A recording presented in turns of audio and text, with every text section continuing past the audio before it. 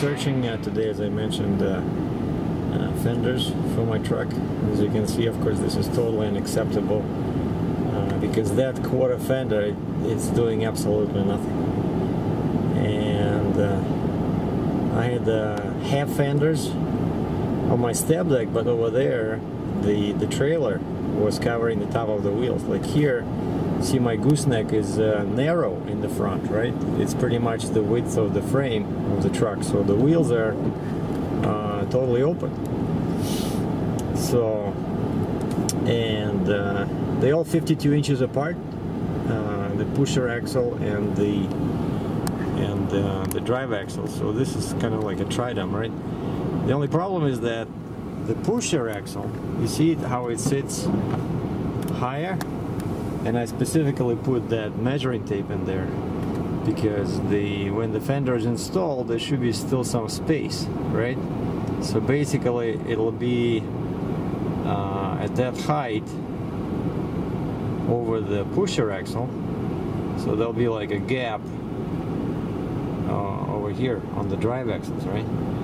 But which will still look cool, and they're pretty cheap, so it's like 870 bucks for a set of, you know, basically to cover all axles, plus you need the bracketing kit.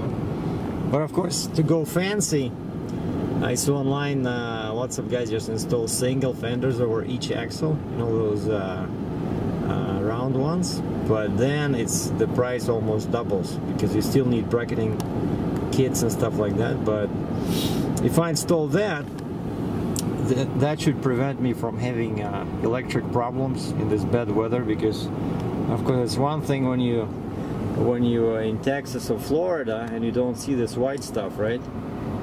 But when you drive in this kind of weather, all this bad, like look at my fuel tank.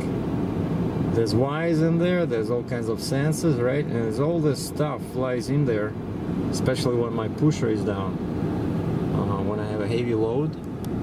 Just too much dirt. And I've been thinking about the trailer too, and as I mentioned in my comment, I saw some guys use just some kind of a rubber, you know, going over the axles, kind of like you know, in a curve, and the width of this hole is about 2 feet, and the length is just under 4 feet. So basically I need like 2x4, you know, 3 pieces to cover this. And of course the problem is that sometimes I do need to bring a vehicle, like let's say a big motor grader. I need to put its lift axle on these bolsters, you know, like these ones, between the axles, either on the first one or on the second one. So then the front axle of the grader has to travel over the wheels, right?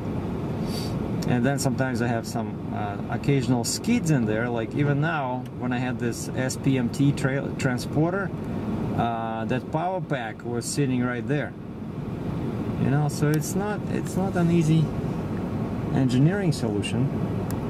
Maybe I should I'll do more research online and see maybe I can get some kind of a quick snap-on flat kind of thing, you know, like maybe a thin piece of metal or some kind of a rubber. But those tires, they go up and down, right? So you gotta be careful, and especially the rear axle, right? It goes up and down. Is it up now? Oh yeah, okay, it's up. Yeah, I noticed it's been cold. Now it's -10 Celsius, and it feels like, I don't know, -20 because of the wind. And I came in to the truck, just grab some movies, and tomorrow I'm gonna go to the dealer and fix my lights. Well, by the way, you see now? Check this out. Like, my lights are off now. The trailer indicator switch is off, just that the truck is working, and my lights are on. Now, like I mean, the switches are off on the truck, but my lights are on the trailer, and on the left side of the truck and on the left side of the trailer. Oh boy.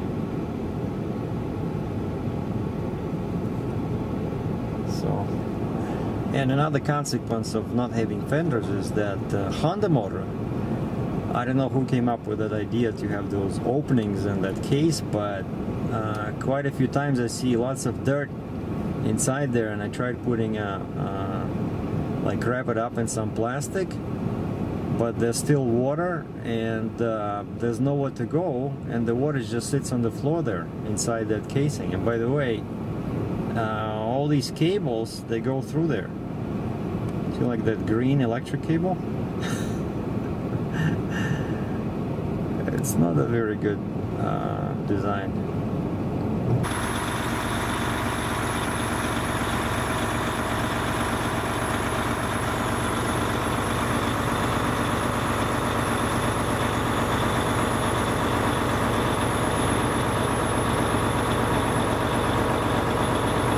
Yeah, this is what my wheel area looks like.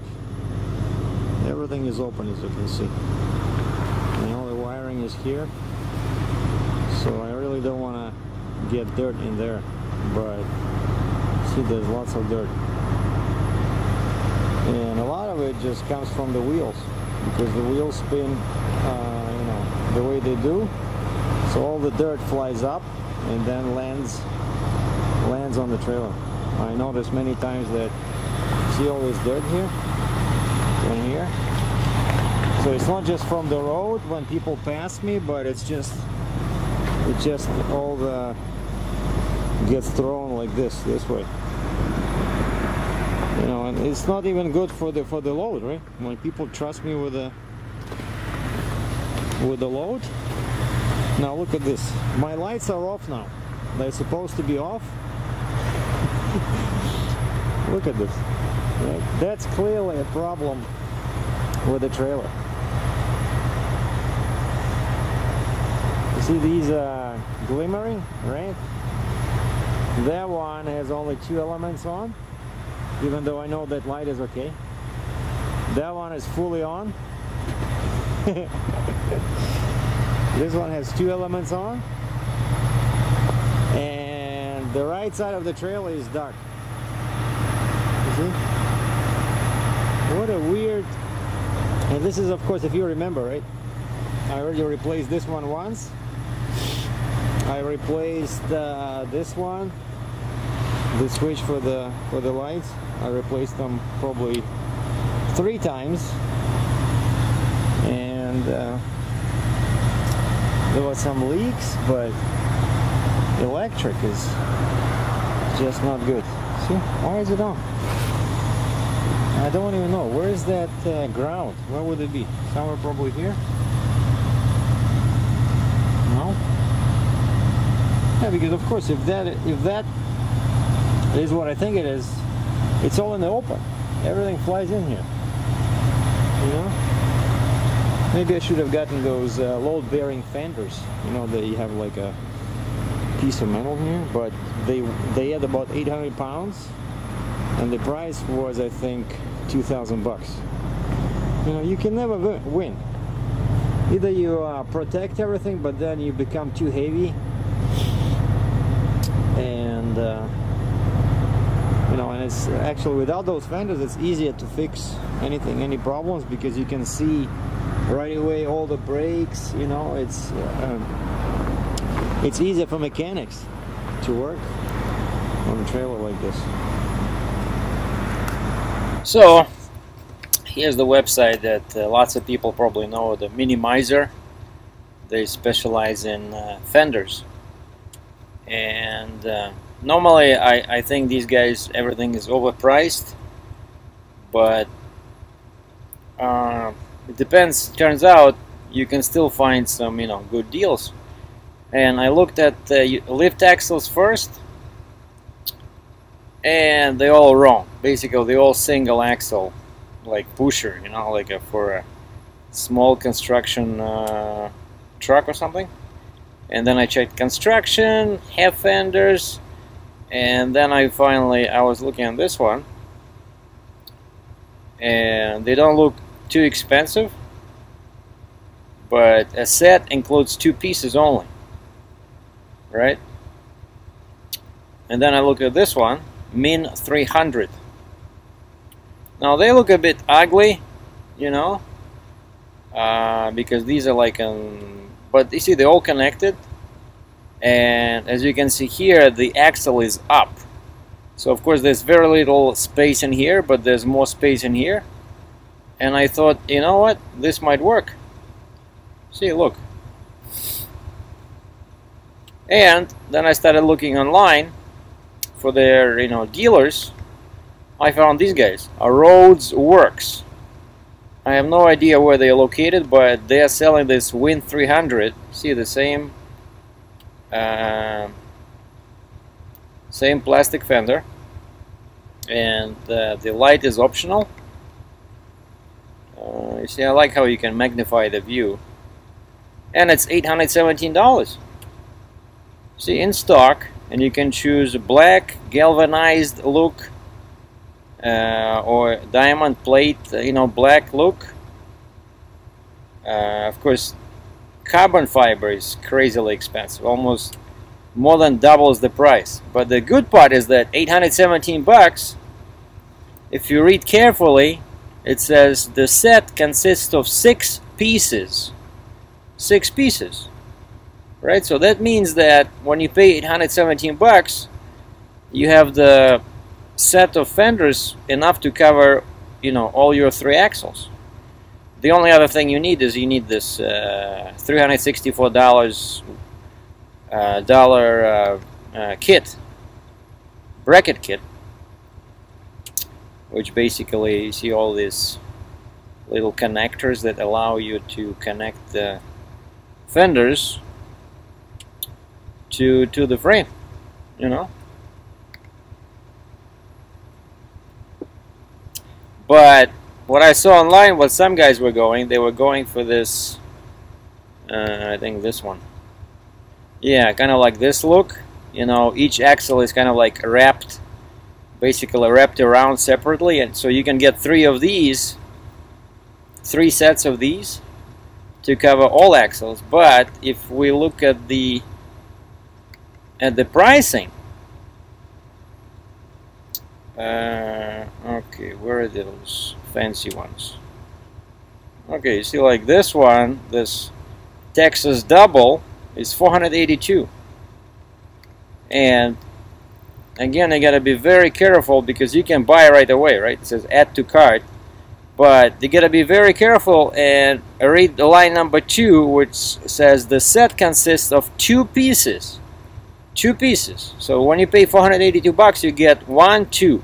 So you need double of that for your 2 axles, and then you need another one for the lift axle, and then you need, now you need 2 mounting kits. No, wait, 3 mounting kits. So it gets, you know, crazily expensive. And I don't mind, like, these look okay, you know, these look okay, but it's just the matter of, you know, affordability and pricing. Because after I add labor, it's going to be close to $2 grand even for that one. See, now here's another one. Oh, wait a second. No, that's the one I was looking at before. Yeah, that's what I have now. Right? I have this stupid quarter fender, which doesn't do a thing because I have no trailer above the wheels. But I think this is critical, you know. When you're dealing, when you're hauling loads in bad weather, like in Canada or northern U.S., you need to protect the electronics on your truck and trailer.